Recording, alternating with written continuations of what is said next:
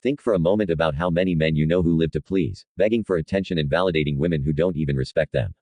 Now, imagine discovering that this behavior isn't just a result of neediness or lack of experience, but of a deep emotional programming that traps millions of men in an invisible prison, an emotional slavery disguised as romanticism, fidelity, and devotion. And the most frightening part, less than 1% ever escape it. In this video, you'll understand how this prison was built, who truly benefits from it, and why most men will never get out. But most of all, we'll reveal the most uncomfortable and transformative truth at the very end.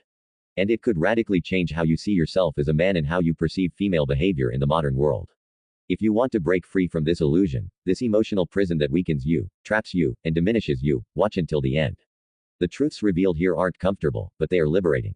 And the last one is the most powerful of all. Subscribe now to the Black Pill Femme channel, leave a like, comment, and share this with a friend who needs to open his eyes.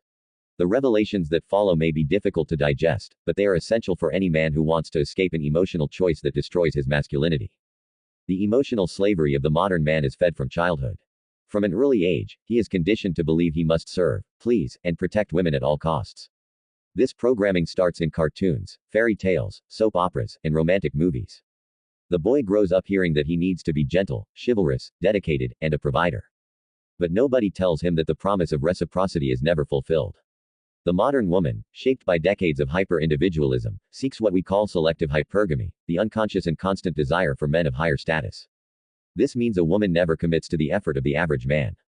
She observes the value he offers today but continues to evaluate if she can trade him for someone more advantageous tomorrow. The man who ignores this is emotionally condemned. And this is where the slavery begins. The man believes he's building a solid relationship, but in practice, he's trapped in a game where he never understood the rules. He becomes dependent on female approval. And even worse, he molds his identity around it. This is why so many fall into depression after a breakup or despair when rejected. They placed all their self-worth in the hands of someone who had no obligation to value them. Have you ever seen well-intentioned, loyal, and present men being traded for scoundrels? Have you ever seen a guy who did everything right get ignored, while the one who humiliated and manipulated her is desired? This isn't a coincidence. It's a symptom of an emotional system built to punish the weak and reward those who know how to play the game. If you've been through this, leave a comment. And if being the good guy is the path, you need to keep watching. The truth that few have the courage to face is that the modern woman doesn't value emotional effort that comes from below. The pedestal on which so many men place their partners is, in fact, the beginning of their own downfall. Red pill philosophy shows us that a man's value isn't in how much he gives of himself, but in how much he can position himself as a high-value individual. This doesn't just translate to money, but also to emotional scarcity, strategic coldness, and self-control. Authors like Richard Cooper in his book The Unplugged Alpha highlight that men who are too emotionally available are perceived as predictable and, consequently, less desirable. Chapter 12, pages 20 to 25, shows that the nice guy, the one who tries to be everything for his partner, is often seen as weak. And weakness, whether emotional or social, is punished in the modern sexual marketplace with contempt or rejection. This is one of the cruelest paradoxes of emotional slavery. The man who loves most intensely, who gives himself completely, is precisely the one who will be discarded first. He becomes, without realizing it, an emotional servant. His presence loses value because he doesn't represent any challenge. However, the man who maintains his autonomy, who puts himself first, who doesn't beg for love, that's the man who generates real attraction. The man trapped in emotional slavery lives under the yoke of external validation. He measures his success by how many messages she responds to, how many times she says, "I love you," or how many crumbs of attention she offers him. And when that attention is withdrawn, he collapses.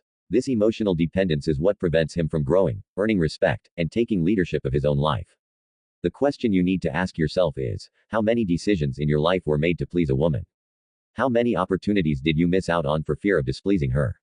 How many times did you betray yourself just to keep someone who no longer wanted to be by your side? If you're starting to see how this has affected you, write, "I've woken up," in the comments. And prepare yourself, because in the next part, we'll reveal how this slavery is culturally sustained by institutions, families, and even the emotional education promoted by supposed experts. Modern emotional slavery isn't just the result of individual choices. It's maintained and fed by deep cultural structures that shape a man's mind from childhood. Family, school, the media, and even churches often participate, without realizing it, in this emotional engineering that weakens the male essence. In school, boys are encouraged to repress their natural aggression, to always give in, to apologize for being competitive, to apologize for being masculine, while girls are encouraged to express themselves, to demand, to dominate. The result is an entire generation of men molded to please and women molded to demand. This creates a structural imbalance where the man is always in debt. Red pill philosophy argues that the educational system is heavily aligned with an ideology that places men in a position of historical guilt. A boy grows up with the feeling that he needs to compensate for the mistakes of men from the past. This emotional guilt turns into an effective debt, and when he becomes an adult, he continues trying to pay this imaginary debt by being an exemplary boyfriend, a dedicated husband, an obedient provider, but none of this guarantees love. In fact, it puts him at a constant disadvantage. Romantic media is another major architect of emotional slavery. Movies, soap operas, and series sell the idea that the ideal man is one who sacrifices himself for nothing, who endures betrayals, contempt, and humiliation because he truly loves. This toxic narrative teaches men to accept everything as long as they get the woman's love in the end. But this happy ending rarely happens, because in real life, the man who accepts everything easily becomes disposable. Even within churches, where the man's role should be one of spiritual leadership, he is often turned into an emotional servant. They preach that he must love unconditionally, always forgive, and accept everything. The woman, on the other hand, is elevated as a divine, untouchable princess. This imbalance, when observed logically and dispassionately, reveals a structural manipulation that subjects the man to the role of a sanctified emotional slave.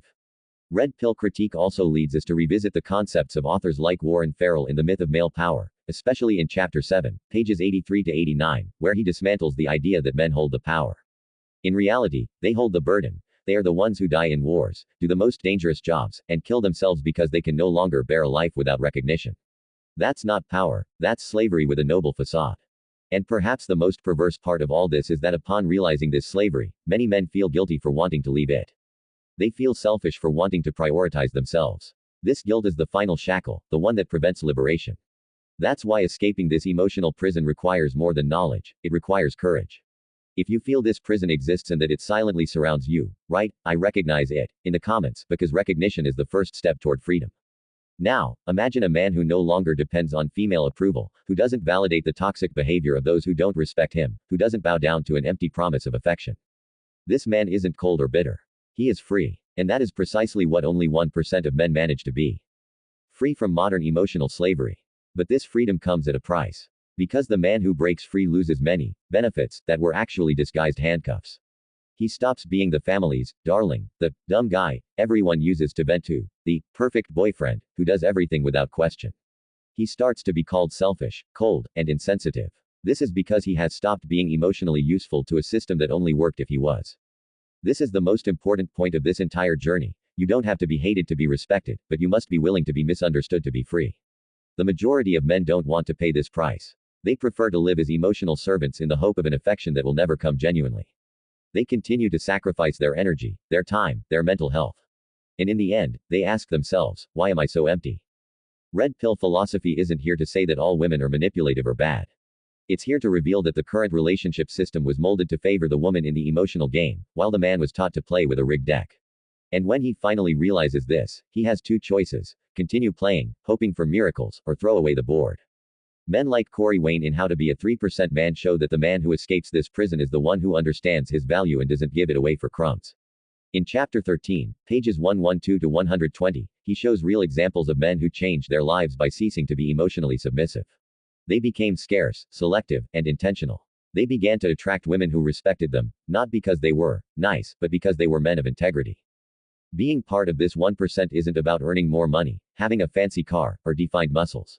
It's about controlling your emotional energy, keeping your mission as a priority, understanding your value, and not giving it away to just anyone.